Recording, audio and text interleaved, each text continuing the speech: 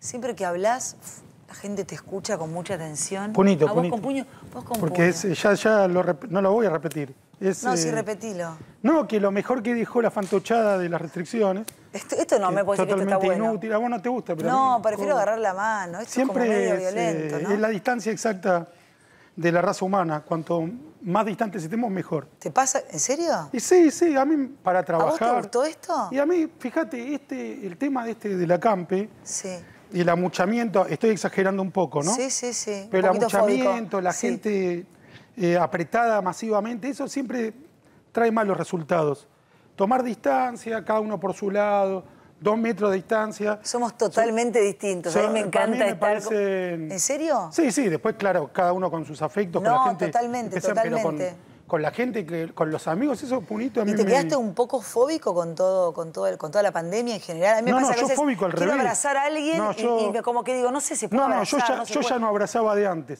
Vos sabés que cuando Buster Keaton... No incluye las orgías, lo que dice Marcelo. Claro. No, eso es otro tema. Hablo de la gente con la que el trío, sí. se encuentra por la calle habitualmente. Sí. A Buster Keaton, cuando le preguntaron qué iba a hacer ahora que llegaba el cine hablado, él dijo, mire, yo ya hablaba de antes. Bueno, yo estaba esperando este momento que dentro de toda esta locura que fue esta histeria... Me haces acordar a mi ex marido, son un calco. Histeria Dios colectiva. mío, sí, neurosis, todo. Sí. Esta histeria colectiva. No, claro, viste esa cosa, pero sí, está bien, como que la pandemia le resolvió... En ese aspecto... Ahí le resolvió algo. Bueno, hay cosas en que la humanidad mejoró, el trabajo a distancia, etcétera, fue un efecto colateral positivo de una estupidez colectiva, que yo no creo que haya sido un plan de una histeria total en donde la gente dejó de trabajar, dejó de estudiar y dejó de encontrarse. Yo no llego al extremo de no encontrarme con alguien. Pero algo nos quedó con eso, algo nos pasó con bueno, eso. ¿Viste? Yo creo que está con relacionado. Alguien, yo que era re abracera, yo ya no me abrazo casi con nadie, es una locura. Vos me convocabas a hablar y yo no hablaba, pero cuando hablo no paro más. Sí. Pero yo creo que hay, en el occidente liberal, hubo una mayor complacencia con los que no trabajan, con quedarse en casa sin hacer nada, y que está relacionado con esta cultura del apriete, ya no solo no trabajar como hacen los que acampan, los principales... Perdón, hay como 100 y pico de empleados en el PAMI que no están yendo a laburar porque se quedaron en la casa y no volvieron. Es el gobierno nacional y sus cómplices son estos supuestos trotskistas y los que tienen la bandera del Che Guevara. Los principales son los dirigentes, pero los que van son personas también. Son, como dirían con el lugar común, sujetos de derecho. Yo les asigno responsabilidad a cada uno de los individuos que están ahí. Yo no estoy de acuerdo con eliminar por completo la voluntad de esas personas. Es cierto, tienen menos responsabilidad que los dirigentes que, en mi opinión, son delincuentes. Un Grabois que para la calle, que no sabemos de qué trabaja. Ahí está, mirá, que nadie lo votó, celebrando. ¿De qué carajo se estaba riendo Grabois? Que nadie Grabois? lo votó para estar ahí. El que lo acompaña. ¿Y qué esa gente que usa a los pobres para extorsionar. Son delincuentes. Pero cada uno de los que va, y respecto de sus hijos, les están arruinando la vida a los hijos. Y cada uno tiene un margen de responsabilidad. Y te agrego algo dentro de lo poco que uno puede hacer. Perdón, pero ¿toma conciencia esa gente que le está arruinando la vida a su hijo? ¿O también fue víctima de esta sociedad y no toma conciencia? No, yo creo que hay un elemento de malignidad. Malignidad. Sí, todos sabemos que los chicos tienen que estar en el colegio. Sí, ahí hay un elemento, es difícil decirlo. Decilo. Se puede considerar maniqueo, pero alguien que pudiendo llevar al hijo al colegio, lo lleva a ese lugar, hay un elemento de maldad. Así es como... ¿Y por qué te consta que lo pueden llevar al colegio, Marcelo? Me parece que la manera de enfrentarlo es no ser complacientes, no ser falsamente compasivos, como si no fueran sujetos pensantes o no tuvieran al menos un nivel de responsabilidad. No son todos homogéneos. Yo diferenciaría sectores. No es un sujeto homogéneo. Entonces yo te repregunto, si querés, sobre el tema que estás desarrollando.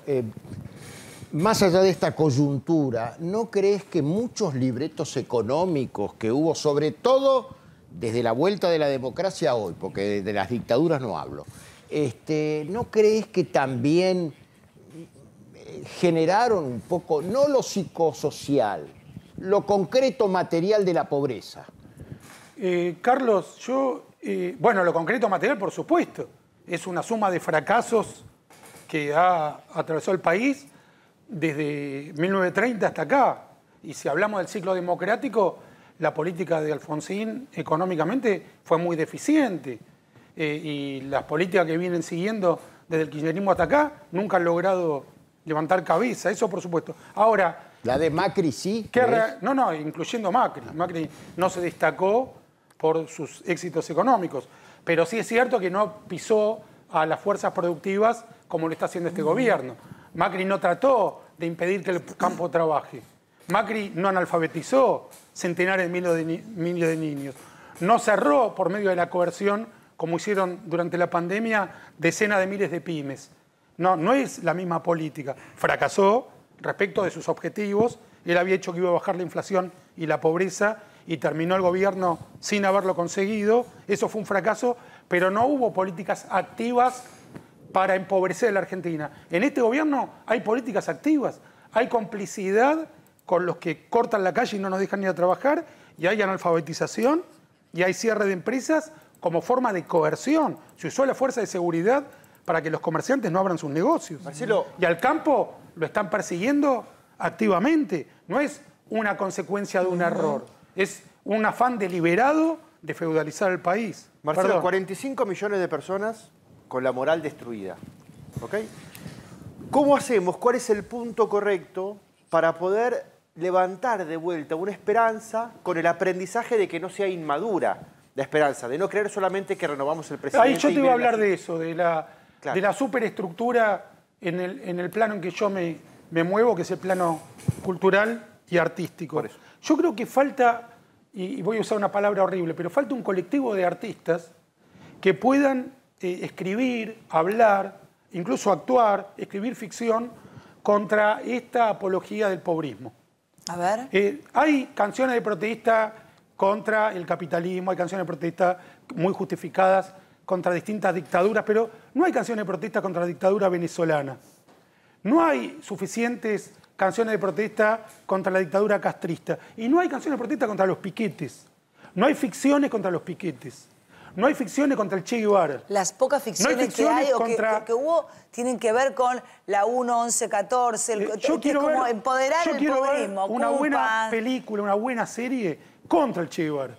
¿Y por qué eso no sucede? Contra la Marcelo? prédica de asesinato que representó en América Latina. Yo quiero ver una buena ficción contra los delincuentes que extorsionan a los pobres y los llevan a parar la calle. ¿Y por qué no quiero ver a favor del agro, ponele. Una buena ficción Claro. que denuncie la brutalidad de un padre llevando al hijo a ese lugar que es amenazar al resto de los argentinos en vez de Pero llevarlo a la ¿sabes qué? escuela. No sería Quiero políticamente correcto en estos Quiero tiempos. escuchar una canción de protesta que no sea solo, por supuesto tiene que existir, la plegaria para un niño dormido, pero quiero escuchar la plegaria contra el indefinible que le saca el chico a la escuela y lo lleva acá, y el dirigente que lo acompaña a hacer eso. Quiero ver esas canciones, quiero ver esos poemas. Pero, uno dice, ¿con eso va a alcanzar? Por supuesto que no, pero es hasta donde yo puedo llegar. ¿Pero crees que en Déjame este país se discutirte puede esta. hacer una cosa así? Perdón, ¿Por qué Vivi, no se déjame- hizo? ¿Por qué no se hace? Déjame discutirte esta, minoría, Marcelo, porque es interesante.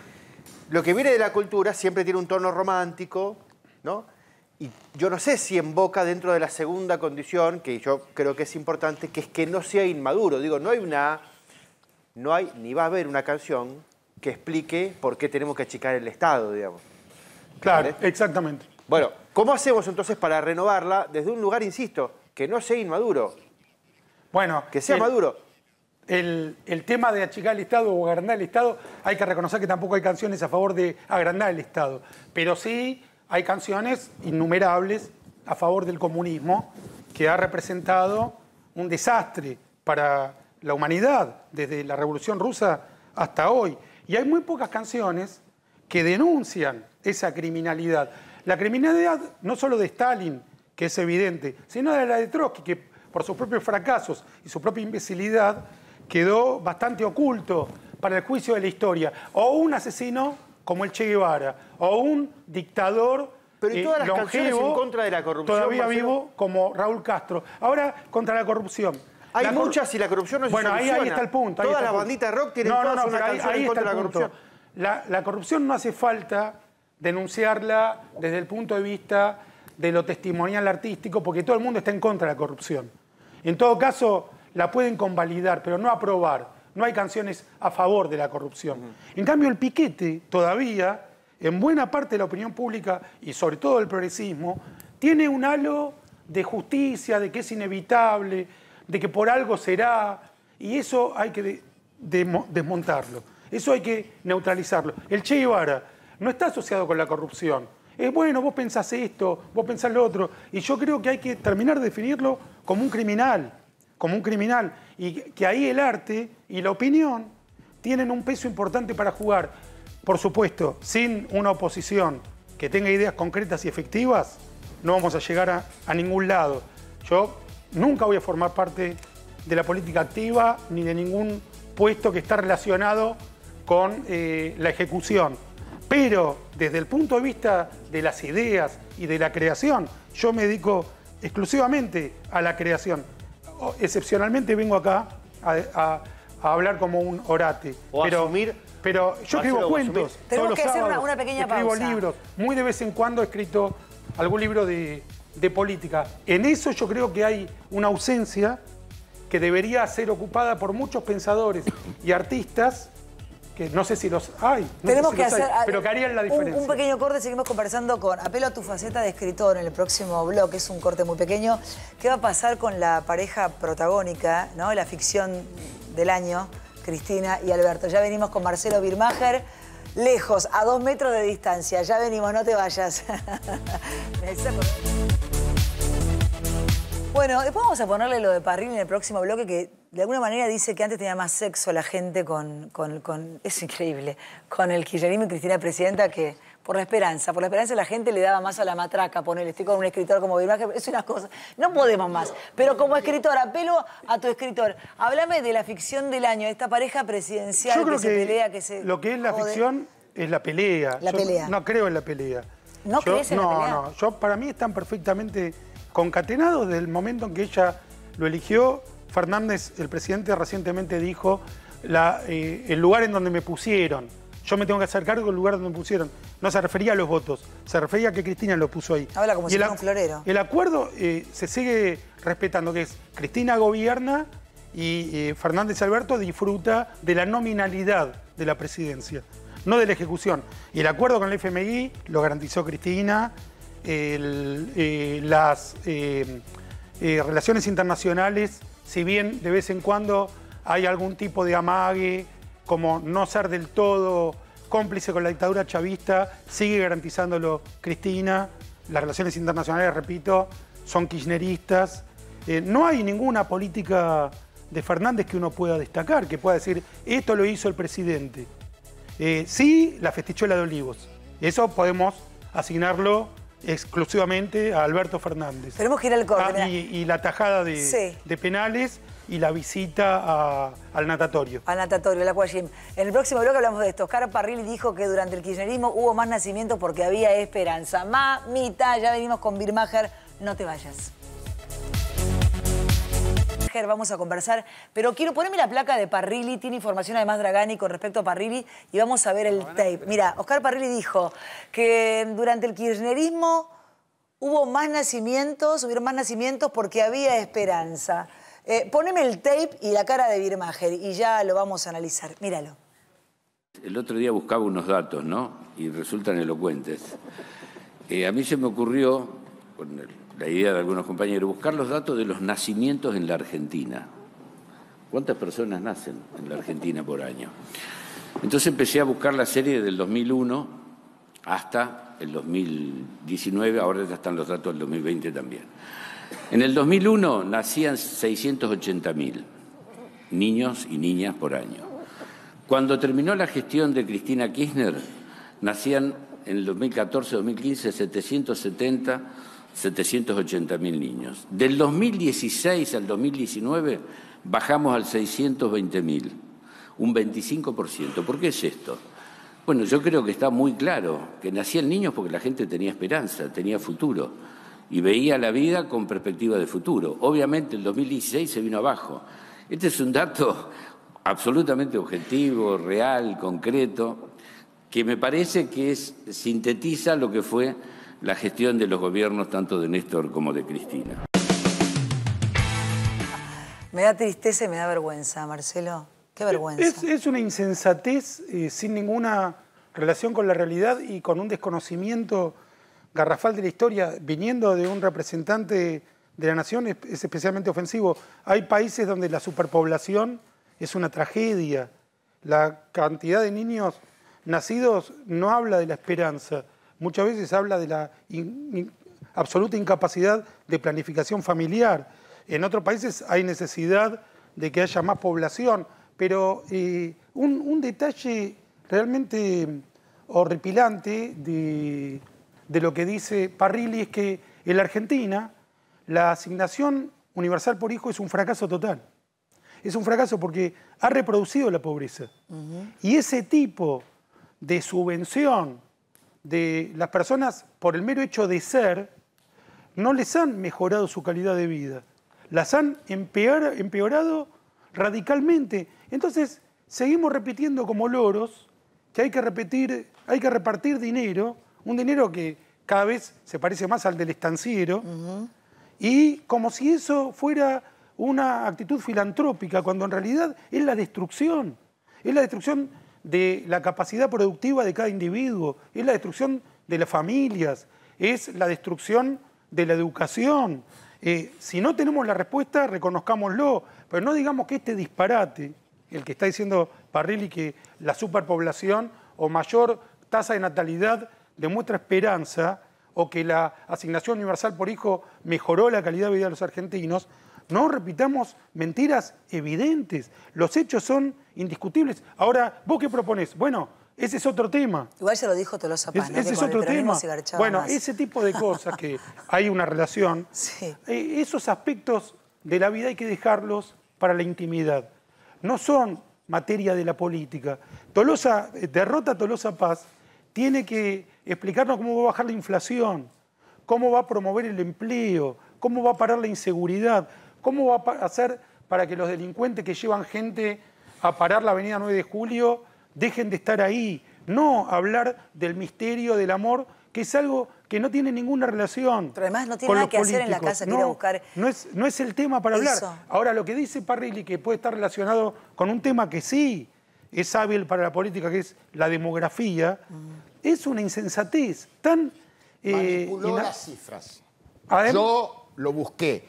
Tendencialmente venían en decrecimiento los nacimientos. Y hablas con los especialistas... La placa de Navarro, poneme, por favor. Y hay muchos que te hablan de lo que vos hablaste, de la planificación familiar, de cierta madurez de aquellos que están en situación de ser padres, exactamente, madres. exactamente. Pero te insisto, no vamos, Campolongo. Y los adolescentes, menos hay. Bueno. Perdón, ya lo dijo antes de ir a tu espectáculo. Dijo Roberto Navarro, el periodista favorito de Alberto Fernández, es un gobierno sin energía, sin fuerza, que no se le para. ¿Vos entendés que están con la idea? Con la idea. Sí, es un montón. Lo dijo. Nos quedan pocos segundos, por favor. Ahí está. Birmacher vuelve a Córdoba. ¿Estás contento? Córdoba vas a venir. Sí, dale. Feliz. Voy a contar Córdoba no, pero voy a ir cuando estés cuentos acá. nuevos, sí. Porque ya estuvimos y llenamos. Sí. Volvemos a Córdoba el 15 de mayo. Vos podés venir a las 9 de la noche con el dúo de Willy, también canciones nuevas. Sí. Mis mejores cuentos que vengo escribiendo desde mínimo el 2010 hasta ahora. Elijo 8, 10 y no los leo, los cuento.